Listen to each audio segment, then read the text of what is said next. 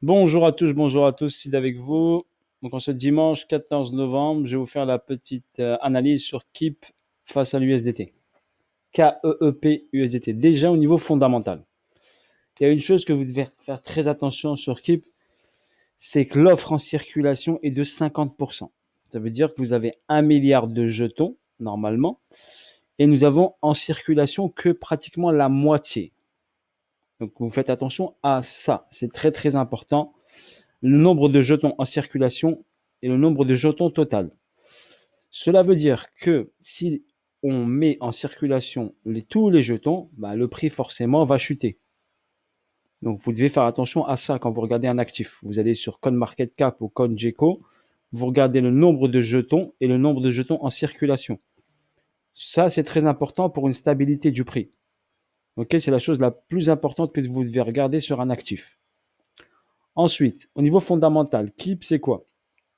Je ne sais pas si vous avez fait vos recherches, parce que vous regardez des fois que le graphique.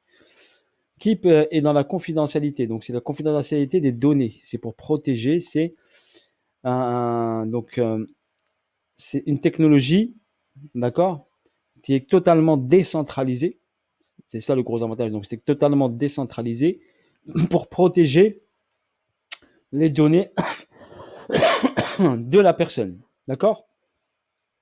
Et principalement, il vise surtout les entreprises, principalement, d'accord, plutôt que les particuliers, pour protéger les données et que malgré qu'ils interviennent dans le monde centralisé, eh ben, ils soient anonymes. D'accord. Voilà, c'est la sécurité principalement. Et ils sont en partenariat avec New Cypher. NU Cypher. Vous pouvez faire vos renseignements. Ils ont créé une corrélation entre les deux, donc Keep et New Cypher, sur le réseau Ethereum. N'oubliez pas, sur le réseau Ethereum. Donc ils interviennent sur le réseau Ethereum principalement. D'accord.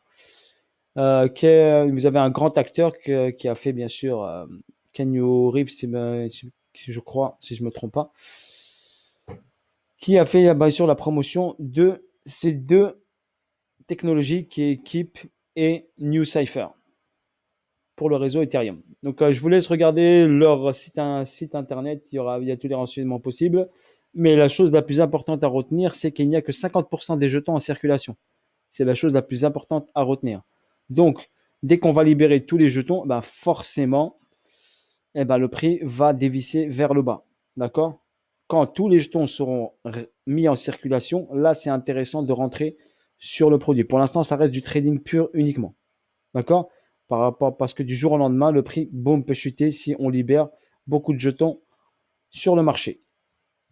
Au niveau technique, nous allons arriver au niveau technique. Donc là, je suis en daily. Donc là, j'ai le prix ici qui a chuté en juin 2021 et ensuite j'ai une hausse. Ici, j'ai une accumulation, une petite cause qui s'est créée, qui a emmené le prix, un retest ici, ensuite une hausse vertigineuse ici qui a créé l'ATH, un premier ATH. Et ensuite, on a eu un retracement et un deuxième ATH. Donc là, dans cette partie-là, donc là, vous remarquez bien ici, j'ai un price delivery. Donc là, j'ai un gros déséquilibre de marché pour l'instant qui a été comblé. On va regarder en pourcentage à combien de pourcents. Donc si on trace notre Fibonacci, du plus bas et du plus haut ici, il a été comblé environ dans les, on va dire 78,6 ou 88,6 de retracement.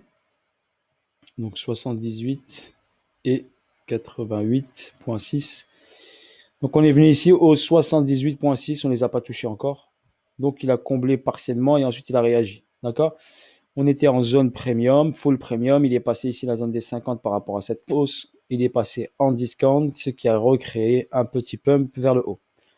Au niveau technique, donc on a baissé à RST, SC.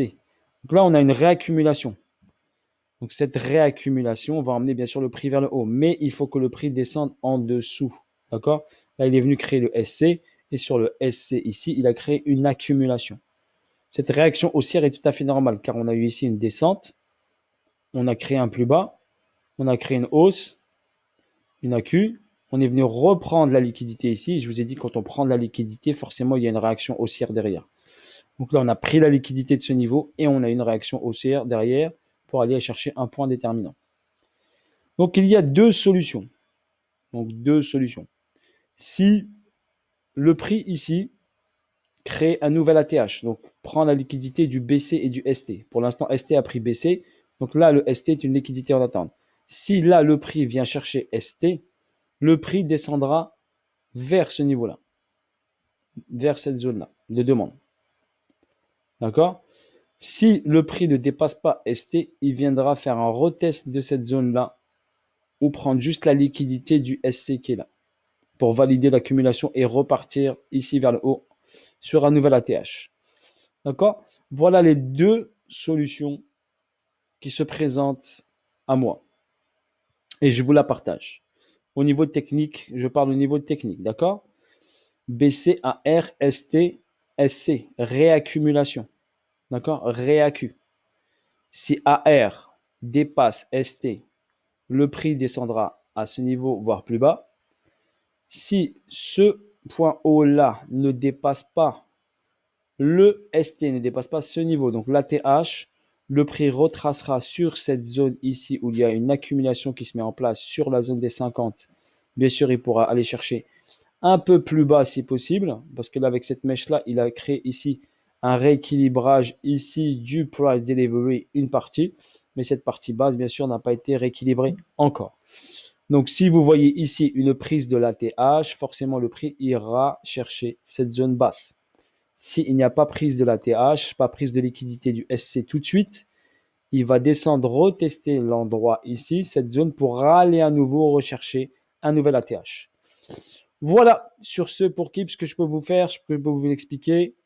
Ok, j'espère que cela va vous éclaircir les idées sur cette zone ici. Pour l'instant, j'ai pas un truc très déterminant. On va regarder en 15 minutes. Pour l'instant, ça reste ici à observer. J'ai pas une distribution claire. J'ai pas quelque chose de clair. J'ai juste une descente à des niveaux ici. Et il est venu chercher bientôt. Il est venu chercher ce niveau-là. D'accord? Ce niveau qui est intéressant ici. Donc, normalement, ici, à partir de là, on peut avoir une réaction, bien sûr, haussière. D'accord? Donc, il est venu chercher ce niveau-là. Donc, possibilité qu'il y ait, bien sûr, une réaction haussière à partir de ce mouvement-là, en faisant une petite cause ici sur ce niveau-là. Possibilité qu'il descende ici. D'accord? Pour repartir ensuite vers le haut au 0,8540.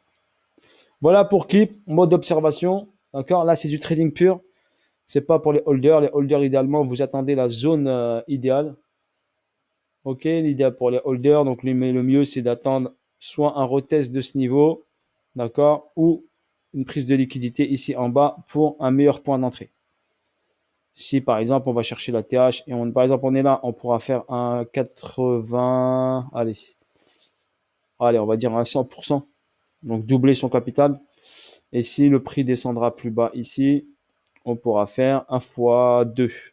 D'accord? Voilà, on pourra faire un fois 2. On pourra multiplier son capital, c'est-à-dire si on met par exemple 1000, on pourra faire 3000. Donc ça ferait 2000 euros de plus-value. Et là, si on rentre sur le test, on fera, par exemple, si on rentre avec 1000, et ben on fera 1000 euros de plus-value. Ok, voilà sur ce. Bonne journée à vous tous, bon dimanche à tous. N'hésitez pas à me laisser des commentaires, je vous lis. Et je vais essayer de vous faire au fur et à mesure quelques petites analyses avant que je parte en compétition avec ma fille. Ok, voilà. Et après, je reviendrai en fin d'après-midi avec vous. Allez, sur ce, bisous à tous, ciao ciao, bye bye et à bientôt pour de nouvelles vidéos.